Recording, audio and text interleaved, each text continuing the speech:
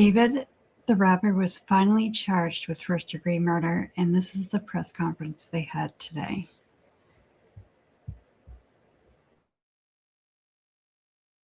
The musician known as David, spelled D4VD, in connection with the brutal and horrific murder of Celeste, a 14-year-old at that time. These charges include the most serious charges that a DA's office can bring. That is first-degree murder with special circumstances. The special circumstances being lying in wait, committing this crime for financial gain, or murdering a witness in an investigation. These special circumstances carry with it, along with the first-degree murder charge, a maximum sentence of life without the possibility of parole or the death penalty. The determination on whether or not the district attorney's office will seek the death penalty will be made at a later time. Before I get into the actual charges, and there are additional charges against Mr. Burke, including continuous sexual acts, lewd and lascivious sexual acts with an individual under 14 years old, and mutilating a human remains of a body. Before I get into the description of these charges and their seriousness, I want to look at this as a parent. I am a parent of 3 children, and a parent's nightmare is a situation where your daughter goes out one night and never comes back. As we will show in a court of law, and what I also want to make sure about that the understanding of these charges is clear, is my description of these charges is not evidence that we are going to present in court. These charges, in fact, will not be evidence in the court.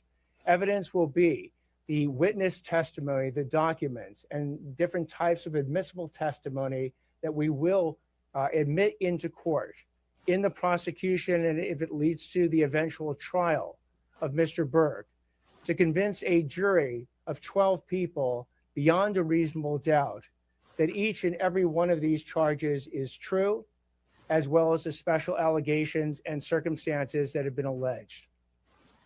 Now, back to this being a parent's nightmare. On April 23rd, 2025, as been alleged by the complaint, Celeste, a 14-year-old at that time, went to Mr. Burke's house in the Hollywood Hills. She was never heard from again. On September 8th, 2025, as alleged in the complaint, Miss Celeste's remains, her dismembered and decomposed remains, were found in 2 bags inside of a front trunk of a car registered to Mr. Burke. Thereafter began an investigation. The investigation was to determine who killed, who murdered Celeste months and months before. That investigation was carried out in unison and in partnership between the LAPD's Robbery Homicide Division and the District Attorney's Office. At every point in the investigation, through the arrest and the filing of charges, the LAPD and the District Attorney's Office have worked in lockstep. There's been no disagreements amongst these entities in deciding how to proceed with this case, ultimately leading to these charges today. So what you have as well with these charges is that, again, there are 3 sets of charges that have been brought. The first-degree murder with special circumstances, and again, those special circumstances are lying in wait. That Celeste went to Mr. Burke's home on the night of April 23rd, 2025, as alleged in the complaint, at his invitation, and again, was not heard from again. The second is a special circumstance being that this murder was committed for financial gain. As the evidence will show in court, the financial gain was for Mr. Burke to maintain his very lucrative musical career that Celeste was threatening on that particular night. The third charge, in addition to lying in wait and for financial gain, is murdering a witness to an investigation. In this particular case, as the evidence will come out in court, the witness to the investigation was Celeste.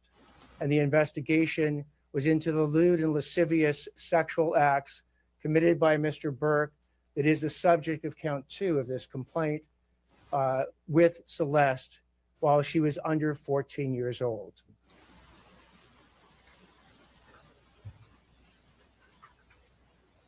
I had the chance to meet with some of the family members of Celeste, and their grief is uncalculable as to what happened to their daughter. What they have demanded, what we have assured them that the district attorney's office working with LAPD would give them is the idea, is the proof beyond a reasonable doubt on who killed their daughter, on how their daughter was killed, when their daughter was killed, and bring that killer to justice. That killer that we have now charged is David Anthony Burke. We will have questions after I speak and Chief McDonald speaks. At this point, I invite Chief McDonald to speak. Thank you very much. Good morning, and thank you all for being here. I want to begin by expressing my deepest condolences to the parents of Celeste Rivas. No parent or any human being should have to endure what you've gone through. Today, alongside DA Hockman and our partners at the LA County District Attorney's Office, and thanks to the tireless and hard work of our investigators at the LAPD, we're announcing the arrest and prosecution of David Burke for the murder of 14-year-old Celeste Rivas. Throughout the 7-month investigation, this department has faced criticism for how we handled the case and for our decision not to provide details. I want to be clear about something.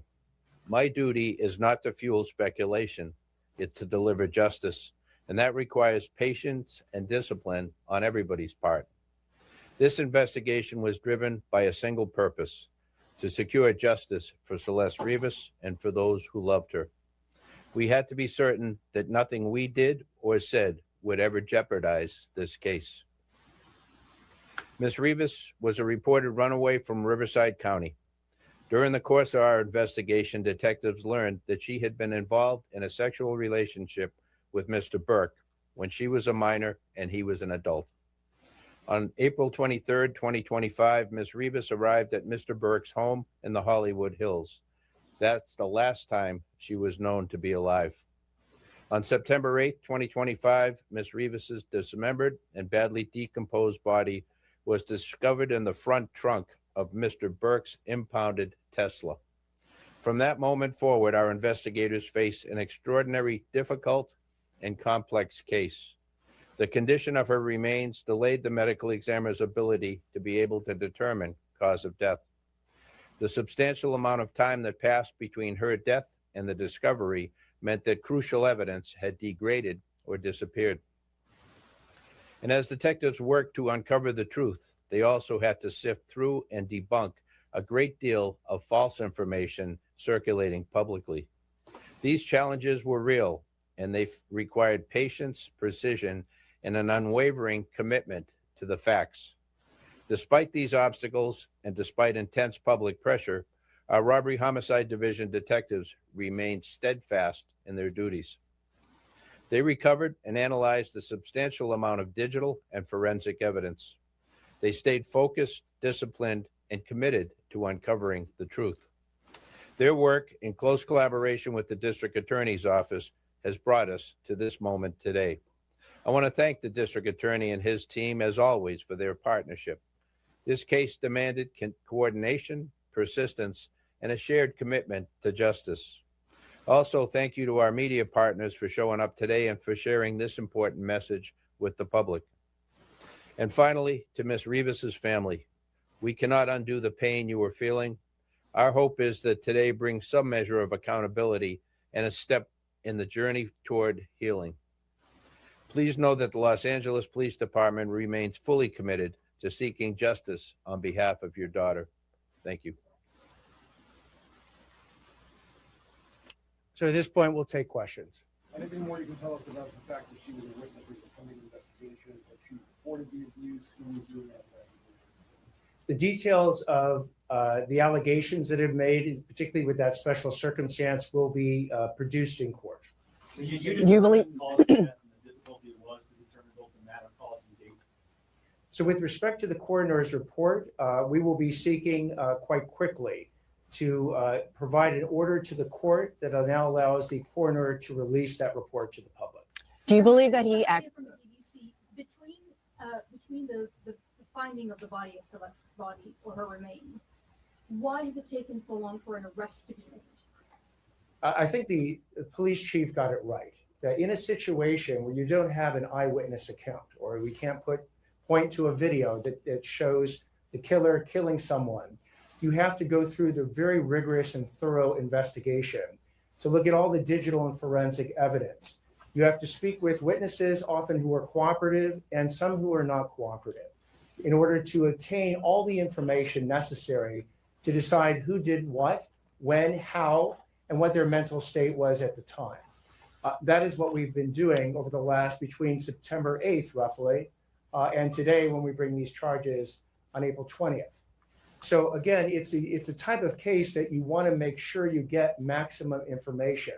And by the way, if there's anyone out there that has material information about this particular murder or any other actions taken by Mr. Burke, please come forward to the Los Angeles Police Department, come forward to the LA County DA's office, and report that information. Mr. Hochman, there are other people who were aware of this relationship.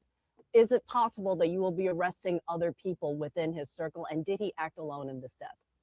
Again, with respect to whether or not there's any other individuals or we're going to take any other actions, you will know about them if we do, but at this point, I'm not commenting. Do you believe that you know how she was killed beyond it being homicide?